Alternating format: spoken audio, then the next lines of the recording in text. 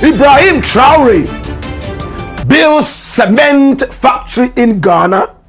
Oh my God.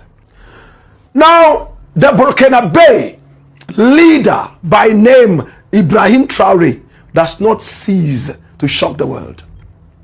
When he came into power, only a few years back, my brother, my sister, he shocked the world. He became the youngest leader in the world. Number two, he started to build factories right in his country, tomato factories. He restored discipline into his country. Hitherto, Burkina Faso was a landmass of indiscipline. People could cross the road anyhow, traffic light or no traffic light. People could throw rubbish just anyhow and just anywhere. Oh my God. And when he came into power, he told them enough of the indiscipline. Now people in Burkina Faso cannot just cross the road just anyhow, or else you will spend the rest of the day cleaning dirty gutters and cleaning the streets of Ouagadougou and beyond. The power of Ibrahim Traore. He is surrounded by so much mysteries. He never goes anywhere without his powerful spiritualist who is always in a car praying for him. Once in a while, he shows his face. Ibrahim Traore. He's built a number of tomato factories right there in his country. And unprecedentedly, he has restored the national airline. Now we have Air Burkina Faso right there in Burkina Faso. For so many years, they never had a national carrier. And the people of Burkina Faso love him. But information reached us that Ibrahim Traore is trying to build a cement factory right there in Burkina Faso. And in Burkina Faso, he realized that he will not be able to get the right raw materials. What raw materials do you need in the cement factory? One of the key raw materials is clinker. In Ghana, we have clinker. Clinker in so many different areas of Ghana. Bongoda is one such places where you can find that. And some other places right there in Ghana and beyond. Cement production in Ghana has been ongoing for a very long time. We all remember Gassem cement. We also remember recently Jatta cement and much more. We are not Ninos when it comes to cement production. Ibrahim Traore doesn't have so much knowledge about cement production. So we saw a huge building all of a sudden springing up in Tema, Community 1, right opposite the GNPC. And when we went into the thing, the rumor came out that no, this is Ibrahim Traore building a cement factory right in the heart of the CBD of Ghana's Tema. So we took a trip. Here we are on the street, not too far away from the GNPC. And this is the Meridian. Oh my God. Lord God have mercy. Nkrumah built that one. And we saw how the cars were running through the Harmattan wind. And we saw some Burkina Faso trucks loaded with materials. Oh my God. And it was so cold early in the morning. But we resisted the temptation to fold back and run back. This is the GMPC building. Now panning the camera, you'll see a blue roof. That is the blue roof there. My brother, my sister. And we are told that this is the cement factory that Ibrahim Traore is building in Ghana. A lot of Burkinabe trucks loaded right in front of the supposed factory.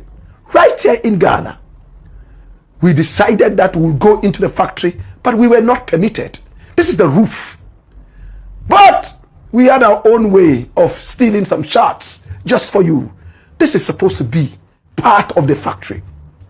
And when you look at it, it is fast building and coming up. Look at what is being built there. And time after time, you would see Burkinabe branded cars coming into the area. And we are told Ibrahim Traore is the mastermind of this, and it's supposed to be a cement factory. My brother, my sister, look at how work is moving so fast. Look how the building is so strong, full of energy. And we spoke to a few people around. They didn't seem to know exactly what it was. And when we tried to speak to some of the workers on this building, all they could tell us, oh, it's a Burkina Faso project. But they couldn't tell what exactly it was. This is the factory we are talking about. Ibrahim Traore, is he truly building a cement factory in Ghana? Now, dash it away and come here. Now, I am excited if this is the thing. If one country in Africa can move and establish a factory in another African country, that is unprecedented. I've never heard of that. I don't know about Ghana building a cocoa factory in Ethiopia. I have never heard about Ethiopia going to Togo to build a coffee industry there or factory. For the first time, if this is anything to go by, then it is revolutionary. My brother, my sister, can you imagine other African countries springing up factories in different African countries? That first and foremost is going to bring about unprecedented unity and peace. You know why? If I know I have a big investment in your country, there's no way I will antagonize you any day, any time. Am I making sense? If you know that you have a certain big investment in Ghana, it's a cement factory that is worth about $1 billion American dollars. Would you ever drop a bomb in Ghana? Would you ever try to step on the toes of Ghanaians in your country, Burkina Faso? No way. This was what Nkrumah was talking about.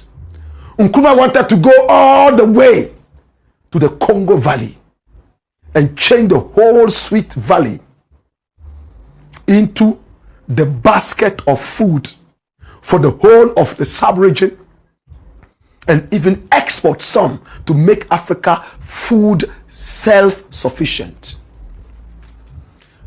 Ibrahim Traore is encouraging me and making me have so much hope that Africa is about to see fresh days, better days. So many Burkina Bay trucks have been going to the area, carrying building materials, and so on and so forth. And the information reaching us is simple. The outfit or the edifice belongs to Ibrahim Traore's Burkina Faso. Now we ask further questions.